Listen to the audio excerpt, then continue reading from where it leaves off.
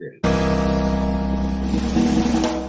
what's up, everybody? Welcome to the YanBar Podcast. YanBar solo host of this episode. Today's guest, brilliant, multi-talented musician, singer, songwriter, entertainer, Budd Zunga.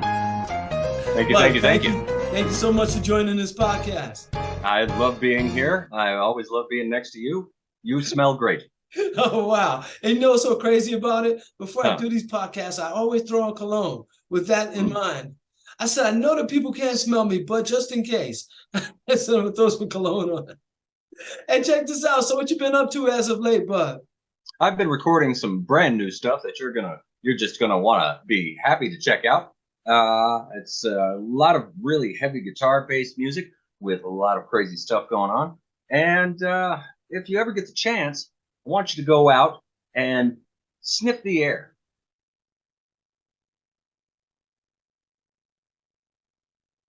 Huh. I thought that was a dramatic pause, but you say for real, just go out and sniff the air sometimes. And what's it going to smell like? Teen Spirit? I don't know, but it'll smell like something. It'll give you some inspiration. It gives you some inspiration just to go out and get some fresh air. That's right. You know what? Yeah, it's funny you should mention that. I mean, my lady friend, we was watching Wall-E. I don't know if you've seen that The robot movie. Yes. And one thing in particular about getting some fresh air, I remember the people that was in the floating chairs. You know, man. Yeah, it don't seem like they was going outside getting much fresh air. You know, exercise. That's what I think about it, you know, fresh air and so forth. That whole spaceship that was just made to meet all of their needs with the air, the quality, and all that stuff. So they didn't really have outside air, but they were just floating along there. That's a horrible place to be in, though, I think. You would think so. You would think so. I don't know. I don't be like... Or that type of existence. Yeah, you know, it's funny. What if you want to do something? Well, other than float around? Right. Yeah, exactly. You know what? Another thing that reminded me of, I think eventually we're going to get to guitars. Because, just for you guys listening, by the end of this video, you should learn a whole bunch of things about guitars. Bunches of stuff. Yeah, all kinds of stuff. But what I was thinking about Wall-E in that movie is how when I was a kid, and I know you're a Doctor Who fan, right? When I was a kid, I always wanted to travel to the future. Now, the problem with that now is that I don't think I would like the future as much as I thought I would. You know, so many things have changed. Like I think about when I was coming up. Matter of fact, I can't recall how old I was, maybe 10 years of age. And I was counting to the year 2000 to see, you know, how old I would be in the year 2000. I think I came to 38. And it was amazing. I said 38.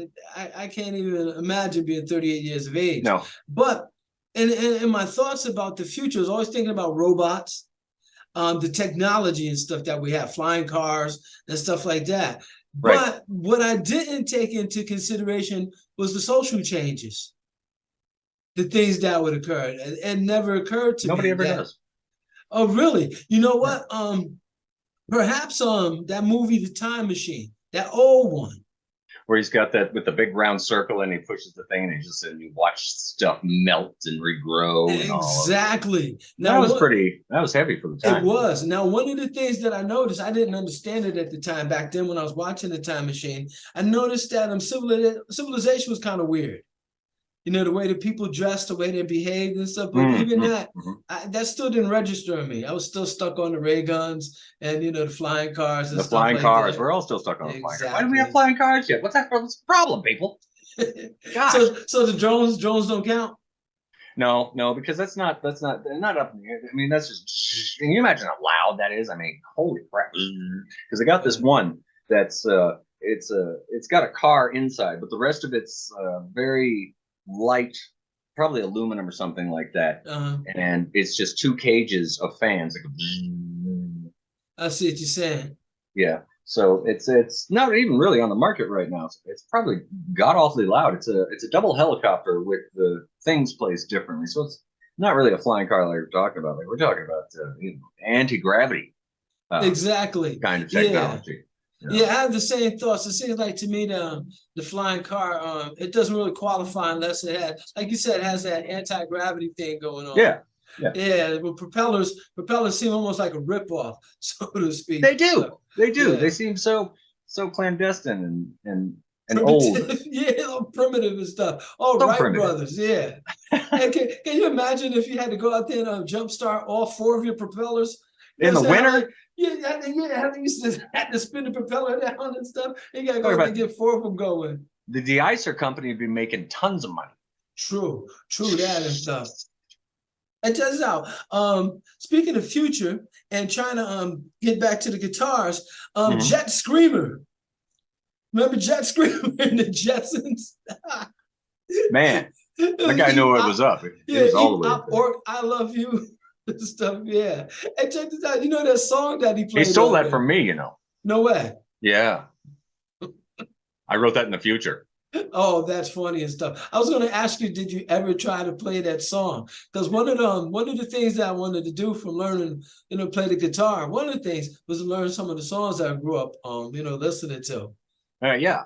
And I was wondering, no, that song in particular, no, I've never learned that. There's a couple of songs that when I was a kid and I was just starting to learn to play, and just silly songs that I had to learn to play. One of them was Applejack. It was by Bernadette Peters sang it, and it was on the Muppet Show. It was on the last one, and I just kind of learned how to play that one day, and I started playing it. What was another one? There's been tons. It still happens to this day. The songs I just got to learn to play. They're crazy, like the Golden Girls theme. But that's a great song. Really? Yeah, because it's so 80s. And it's just so 80s adult contemporary, and they just do these things that are, I don't know, it's pretty good. It's pretty good. Yeah. Tell you something. One concern I had about actually trying to learn music theory, playing instruments, was that it would diminish, my listening experience. It might somehow alter or ruin my appreciation for music. Do you find anything like that happens to you? Like the more you know about music, that it ruins the appreciation for it?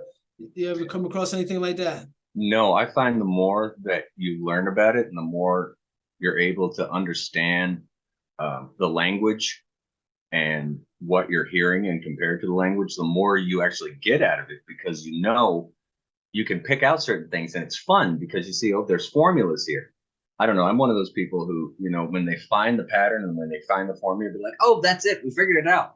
It opens you up to hear all this stuff that you didn't know was there.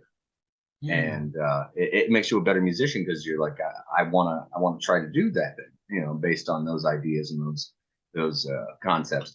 It really does. It opens up a whole new world for that. I mean, when you're just focusing directly on just the language and the just the theory of it, then you lose a lot of stuff. You have to actually understand that there's passion involved, but there's an equation to the passion. Right. I was thinking along the lines of a magician, and once you learn the trick, it takes some of the magic, out of the magic trick once you learn it. I found that is opposite when it comes to music. I find there's more magic in it when you can define what you're trying to talk about, because all these people say, I don't know what that is, but I like it. And there's names for that stuff. And so when you can name what you like, it's a higher form of communication. Be like this, this minor seventh going into this, minor second. That really changed the whole aspect of the tune there, coming from where it was at. I'm not saying everyday people would care about it, but as a musician, learning this stuff, it's a language, and it makes you have an ability to communicate that with other people, which allows you to understand and grasp all the little intricate things that are coming in that seem like they're these impossibilities like that. How did you come up with that? Well, it's this formula that says you can do that. So, which leads me to another question, something I was thinking about, actually reading about the other day. This guy, they said he's pretty much like a novice to the music scene, and he has I think the #1 record out now. I think it's the Rich Men North of Richmond. Yes, yeah, I heard this. Yeah. That It's a guy, great tune. yeah, what they were saying about this song is that they said it was written for, say, like the average person to Hmm. like, to understand. And then Yeah, they said a lot of the backlash is coming from, they said, musicians. And one thing, what I'm leading to, is that someone mentioned, they said some artists make music for other musicians. yeah, And then they said some artists make music for people. And they said this big hit, Richmond, north of Richmond, is yep. made for the people. They said it might not be like technically, stunning or something like this spectacular, but it says made for people to understand. But what do you think about that? Making music for musicians versus making music for the people, for the masses. I'm actually for both. The big thing right now is making music for the people, and it's very important because the people are the ones who are listening to you.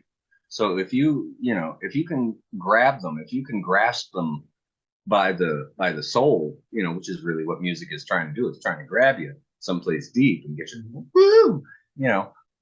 It's very important to do that, and it's musicians coming down on it. It's like easiest songs. Like, what's easy? It's easy to you.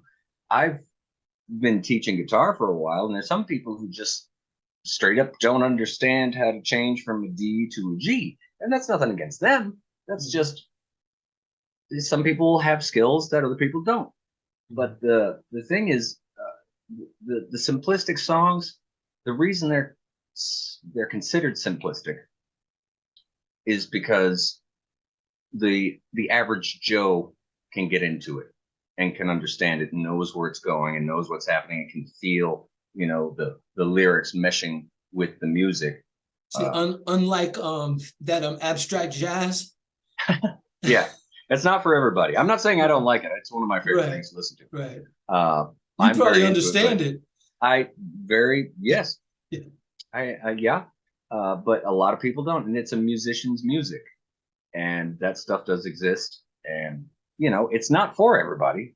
It's not meant to be for everybody. I've Ah, had people come to go to shows for abstract jazz, and they've left. They were like, "This is nonsense. This is noise." right.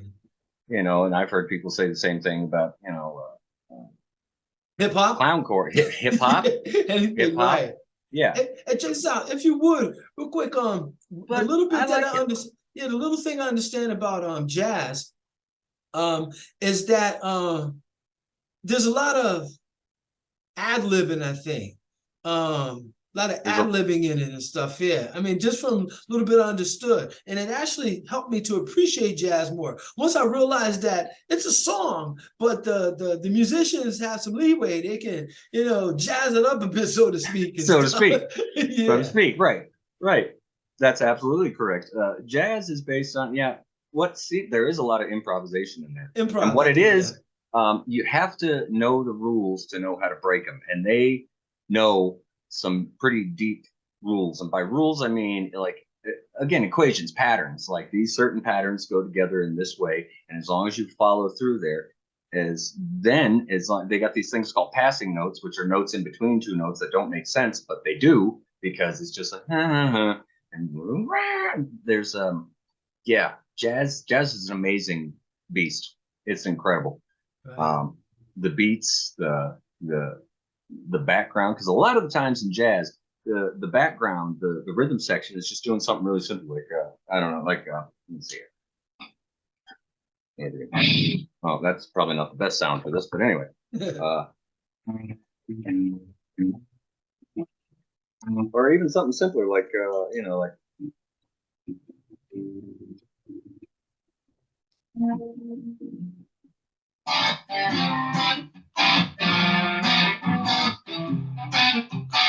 and then you just you're in C, so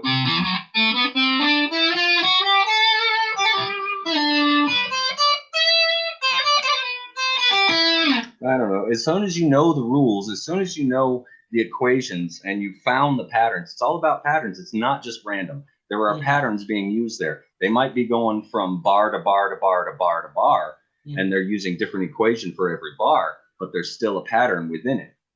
Wow. So Yeah, that was cool. I actually understood about the passing note thing. They did some notes that are supposed to go together, but you can get away with using one of those notes that really don't supposed to go. And jazz do that a lot. Oh That's man. true. Yeah. And that little piece that you was playing there, I thought you was getting ready to start playing Come On Eileen. It reminded me of the beginning of that when Eileen comes. Remember that song? That's how that song goes. But no way. Oh yeah, a lot of pop tunes use a lot of jazz chord progressions, chord progressions. Oh wow, cool. Oh yeah, to this day they do. You know, it there's a lot. reminds me of what was it, the Axis of Awesome? You remember those guys? And they said they said over the last 40 years was actually the same song. Yeah. Did you ever see that one? Yeah. They're just playing different parts of the same song over. I think it was that chord progression. There's like a super famous chord progression. They said like almost all songs use it and stuff. I'll show you chord progressions. All right. Here's all you need to know about chord progressions, because they're unless you're coming up with a completely new song, which happens a lot, you don't really have to worry about these. All right. First of all, we'll start off with the blues chord progression. We call it a 1, 4, 5 because your 1, let's say G right now is the 1 because 1. Where's 4? G, A, B, G, A, B, C. 4. So what's 4? C. So we go from. Now what's a 5? If C is 4, C, D, 5. So now that's your 1, 4, and 5 chord progression when it comes to blues.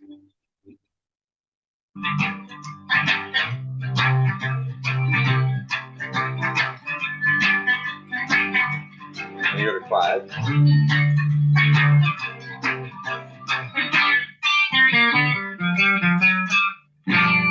Now another chord progression. This is the one they use all over the place now. It started way back in the 60s there when somebody came up with it, but now they've come up here. It's a 1, 5, 6 minor 4, which sounds like this.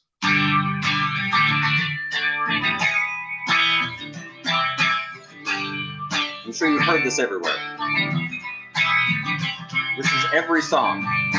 I get like the Axis is awesome. Every song is like that with that chord progression. Yeah, every song you come across is from the 90s all up to today. I mean, there's a few different things that happen beyond the thing, but that's pretty much it. Check this out. So many questions, but so these chord progressions, since they people use them all the time, this isn't what people getting in trouble for, like when they copy songs. No.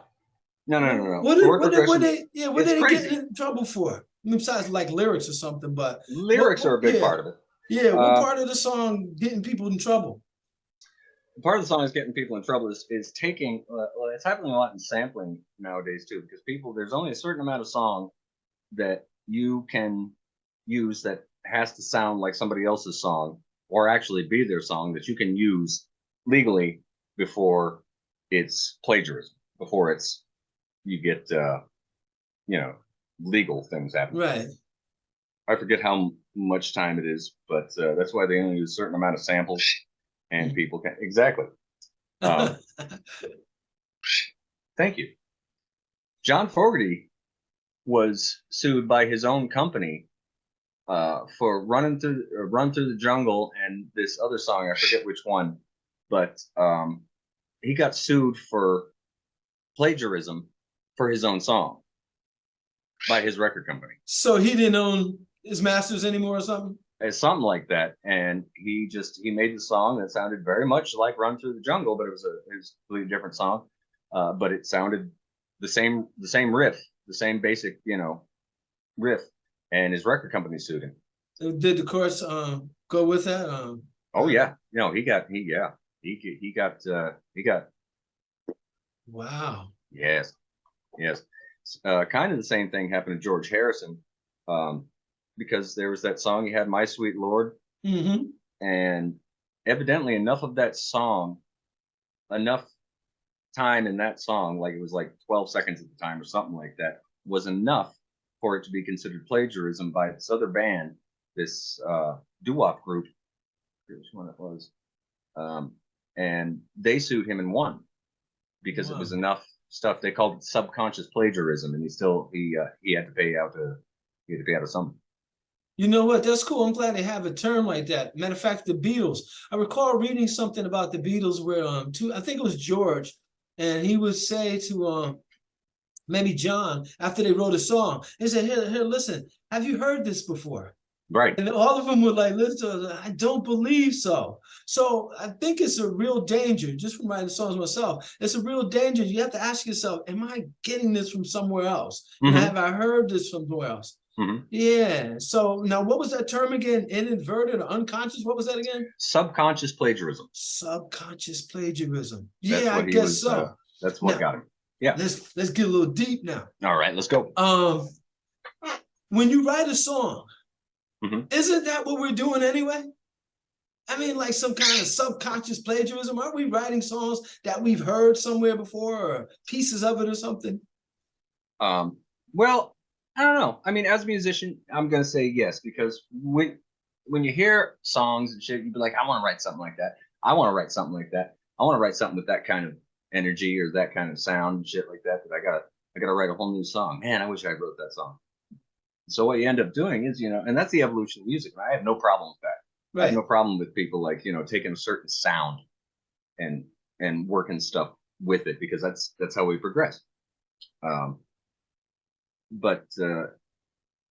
mean, it's not, I don't think in that point it's subconscious plagiarism. I think it's just more like we want to emulate something that we thought was great.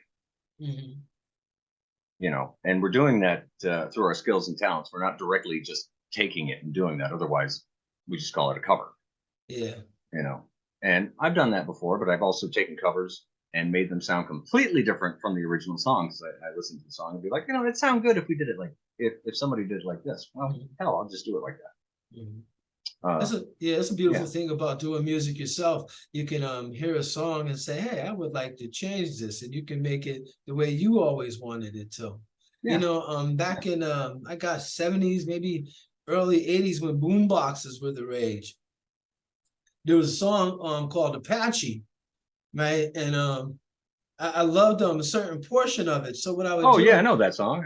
Yeah, what I would do is record that certain part that I liked and just kept recording it over and over again. So I extended it and stuff. And I was thinking, like, that song itself has been remade several times, but as far as I know, no one's got sued over it. The different versions of it. Yeah.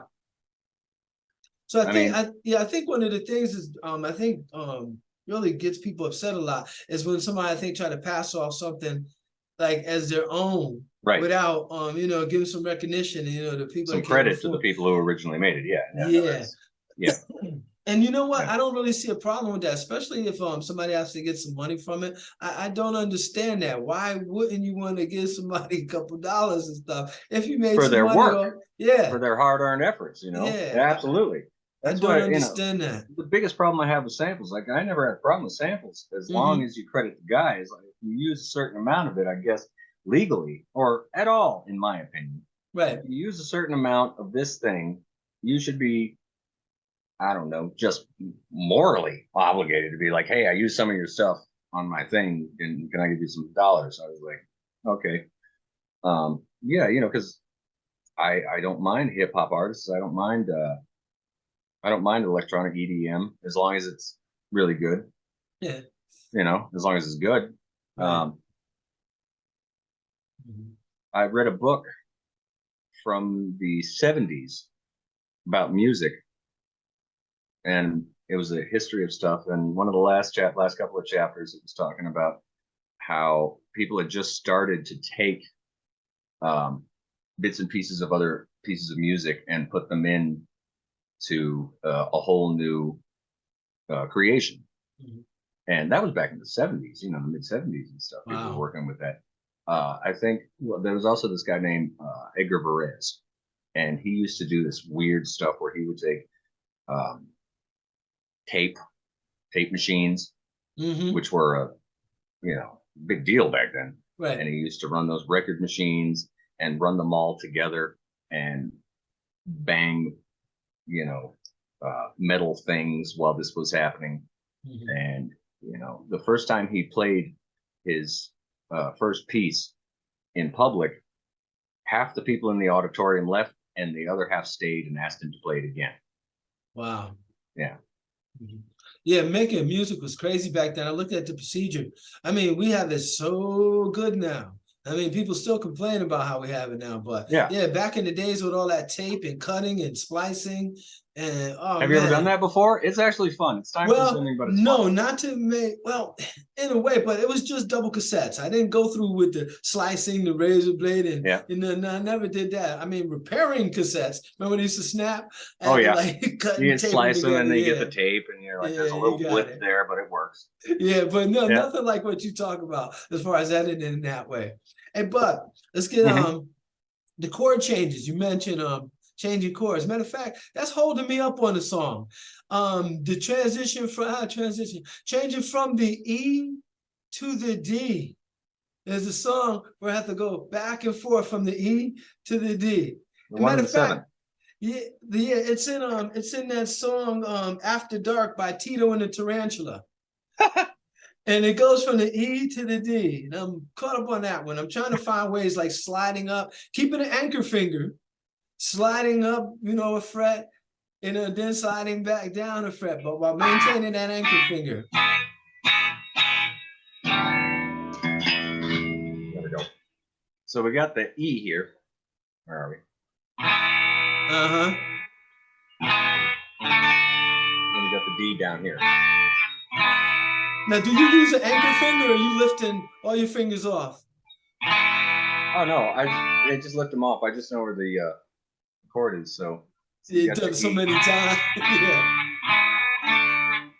Well, what's your recommendation for people having trouble changing from transitioning from one chord to the other? How you get clear that hurdle? How you get past that? Just keep doing it over and over and over again until you get it. Just keep doing it, because it's going to be frustrating. I'm not going to lie to you. It's going to be frustrating. You're going to be mad. You're going to be mad. Right. But that's what I did, was I found the two hardest chords it was for me to change between. And I started with that. And I think it was the G and the C. It was G and C. When I was growing up, it was G to the C. That was hard as hell. Like, I couldn't do that. Wow. Did you, but when did you notice that you got it? Because I found that the hurdles that I have, I really don't realize that I've cleared that hurdle until after I've done it. Like, oh wow, I didn't mess up that time. How does it work for you? That's what happened with you? The way it happened with me, like I said, I was doing it over and over and over again. Yeah, it's like weightlifting. I think I could compare it to, because you try and try, and the 10th time you fail, but the 11th time you get it, and then you can do it. Right. And then you can do it. That was what it was for me. I just kept doing it and doing it and doing it and doing it, and finally it just was like, oh. And then it happened, and I was like, okay, do it again. Don't forget how to do that. And that's really, it was just like raw discipline for me. That's cool. That I gave to myself at the time, because I was not disciplined in anything when I was growing. Well, I mean, I was a child. Right. So, I mean, and that was the only thing that was discipline for me. This is like this, you just keep doing it. Just keep going. So it's something that you really wanted to do. Yeah. And I just did it until I got it. And then, there's been a couple of times when I've, like Beatles songs especially, I've worked on them and all this stuff, and I've gone out and I went and played live, not even thinking that I could actually do it. And I went out there and it just happened. And it was just like fluid. It was just like supposed to happen that way. Incredible. Yeah. And check this out, bud. We're getting down to it. Before we get out of here, where can people find your music? online. They can find my music all Yes. over the place. Just Google Budd Zunga, BUDDZUNGA. You can find it at buddzunga.com, Budd Zunga YouTube, a couple of different sites, SoundCloud, Facebook. It's all over the place. There you Actually, go. Brian and I did a neat little tune at one point in time. That's true. That How was a can very I good live tune. without your love, girl? That was a great collaboration. We call it a super collab. Yo, I Yeah. gotta tell you, man, appreciate you so much. Man, we're gonna might have to get like another interview with you. That song, when I came up, and I gotta tell you, I appreciate you so much because it was very Appreciate new you, to yeah, it was very new to music and had this song, had this idea. And I couldn't believe that you said yes. You know, I was like, wow. I mean, hey, you know, like I said, know nothing about it. Didn't really know how to approach people about doing Well, it collabs. sounded so damn good. It sounded so classy, and it sounded so like well produced and everything. It's like, Oh, this really? guy knows what Wow. he's doing. This guy. It's I like, I appreciate absolutely that. want to be a part of this, man. Yeah. Yeah, that was like a big moment in my life. And I appreciate that. Now check this out. Okay. What actually got you started in music? How did you get started in music? What was that impetus? Remember now, we kind of getting down in time. So, my dad, God rest his soul, was a Nashville studio musician back in the 70s. Has an album out, had an album out. It's called Buddy Harris Foundation. It's back there I behind me. see it. And he was just an amazing musician. And for the longest time, when I was growing up, I just thought it was just, you know, it's silly to be a musician. Like, that's just silly. Who does that? You know, you'll become doctor. Yeah, right. You know? So, you know, for the longest time, I just didn't. And I think when I was 9, they bought me an acoustic guitar. And I started just learning. He started just teaching me just stuff on it, you know, basic chords, basic ideas, formulas and whatnot. And I played it for a while, and then I lost interest. And then the Beatles anthology came on TV on ABC, I think it was in '94, and I saw them walk out on Shea Stadium and start playing, and I said, "Thank God I know how to play guitar a little bit because it's what I'm going to do with the rest of my life," and that's just what it has been. Wow, that's so cool. Get bit by the bug at a young age and stuff. You see so many greats that happens to them. And but like I said, we're getting down to it. And one other thing, I appreciate you. You're the inspiration, part of the inspiration for me learning how to play the guitar and to keep playing. It really inspired me. And there was another guy in there too, Derek. He's pretty helpful too. I know you know Derek. Yeah. Yeah, was it Magneto Flow? That's what Magneto Flow, Derek D'Amico. That's right. That guy's great. That guy's great. He is. I love it. Yeah, but yeah, you Bud and you and Derek like encouraged me to play guitar and stuff. And even though I've been playing for quite a few years now, still suck at it, but I'm still playing. I'm still playing the guitar every day. You're doing great, man. You're I doing fucking great. appreciate you. And check this out, before you go, as customary with the podcast, like to ask the guests to leave us with some parting words of wisdom, anything will get off your chest or whatever. Give you a moment to think about something. Be good to each other. The world is a difficult place, so just be good to each other. That's all. Wow, that's pretty cool. One moment, please, Bud. Everybody, end of another podcast, and they're partying and such sweet sorrow and all that good stuff. Be sure to check out our previous YanBar Podcast guests, and be sure to check out Budd Zunga online. And never forget that the YanBar Podcast is a place where you make it happen. Once again, Brian Barcelo here with Budd Zunga. Peace, everybody. Until next time. Thank you, Bud.